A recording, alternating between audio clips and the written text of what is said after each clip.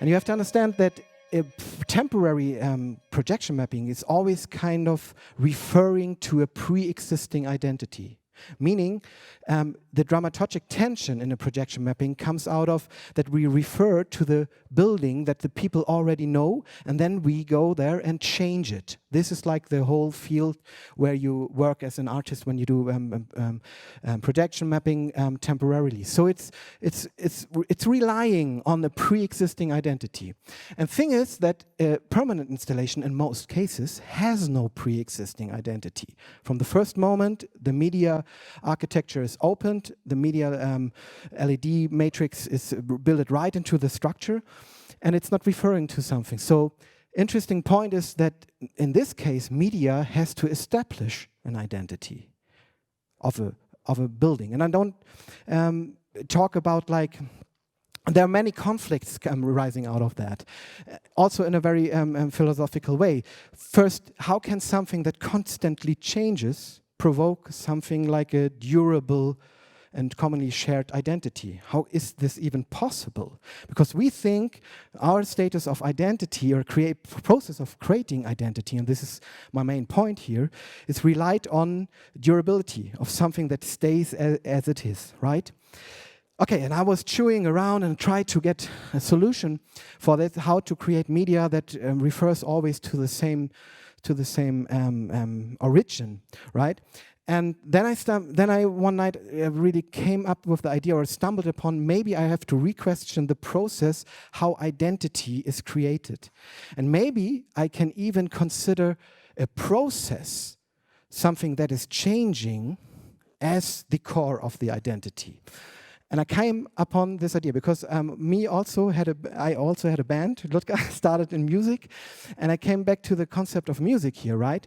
Because a music piece doesn't have kind of such a thing where you can stop it and say, okay, this is like the place, this is now the note where the identity of the song is.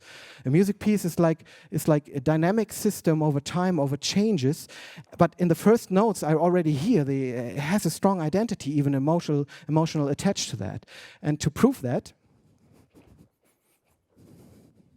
no, yes, maybe I get it. I did this.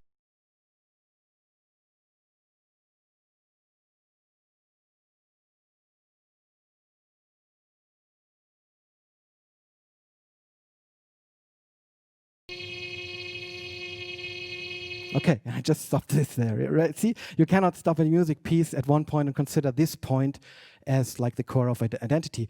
And as I was doing this, I had the fun and I wanted to present shrinking down. Okay, I talked over that.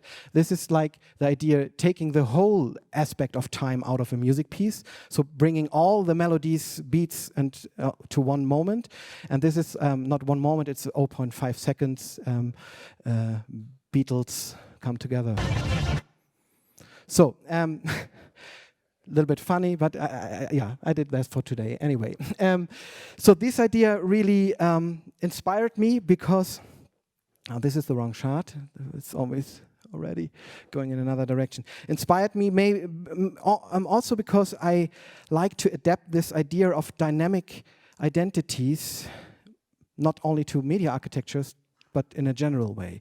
Because if you see how much effort, energy, lifetime, money we spend in remaining things as they are, right, is kind of sometimes a questionable thing. And I don't want to doubt about touch the need of identity here, but maybe, and you can also, there are some philosophies already like going in this way. Maybe we can even integrate the thing of how is somebody doing something, or how you change into the process of identity, right? And very philosophical, and mainly in front of the background of the digitalization. This becomes a maybe very interesting idea, because we're heading up into a future, you all know, that where change is growing exponentially. The amount of change during a lifetime is like already now 10 times more than 200 or 300 years ago. And this will increase. So maybe also we have to rethink this process of how we create identity. And because the other side, and this is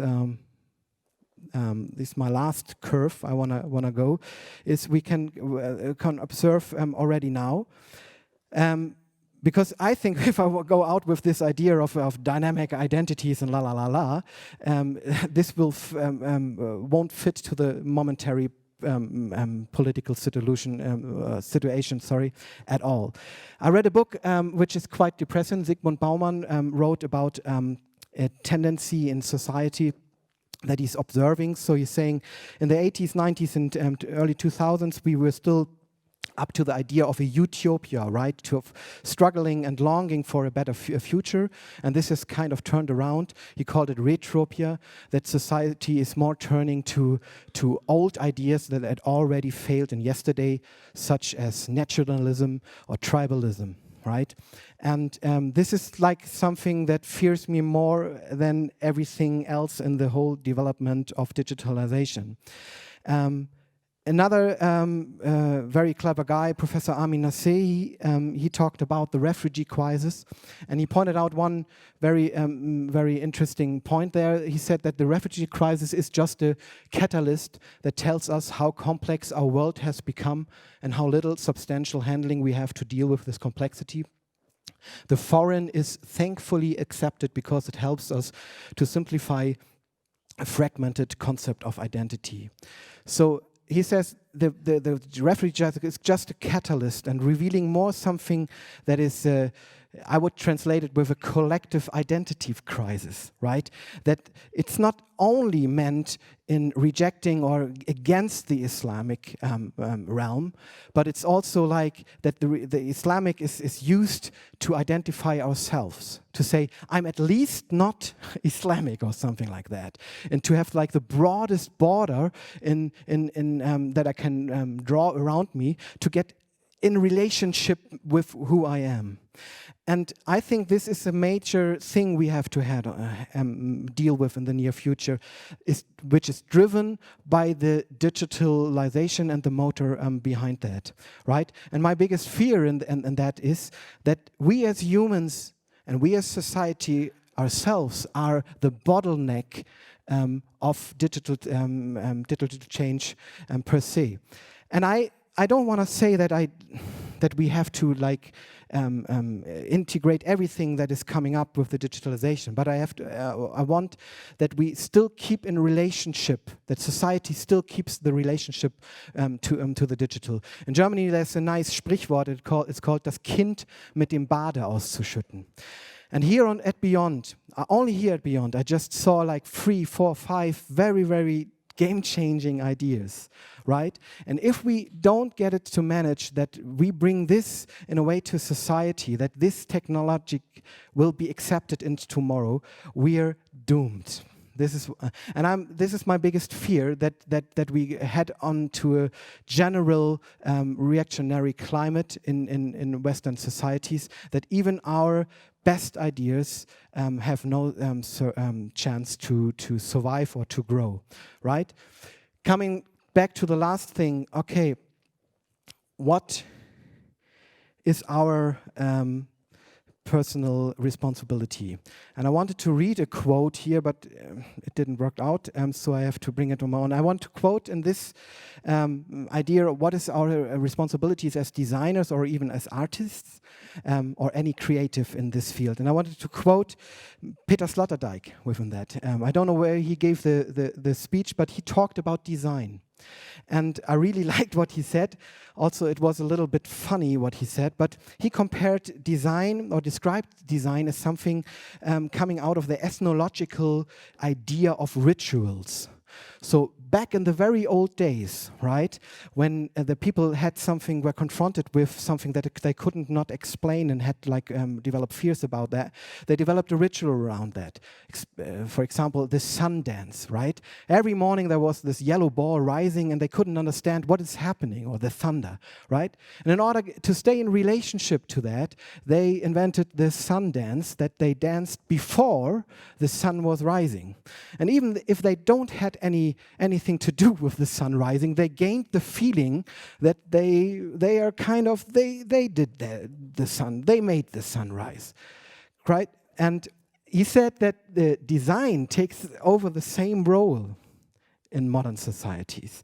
That design is getting us back in relationship, and is he's described. I should have read that to you.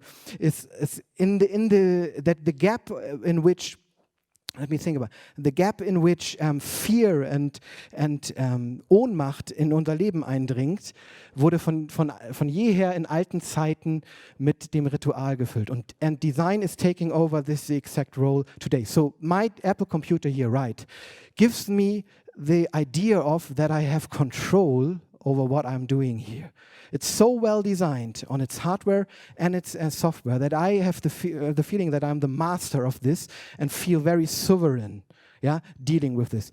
But in the very end, I have no fucking clue what is going on here. And it's the same as the Sundance, right? So, and I like this idea. So resuming this all, it takes a little bit weight from our shoulders as artists, in the aspect that we don't have to change the world with our art, or we don't, the aspect of changing the world has not be a starting point when we create a design or a piece of art.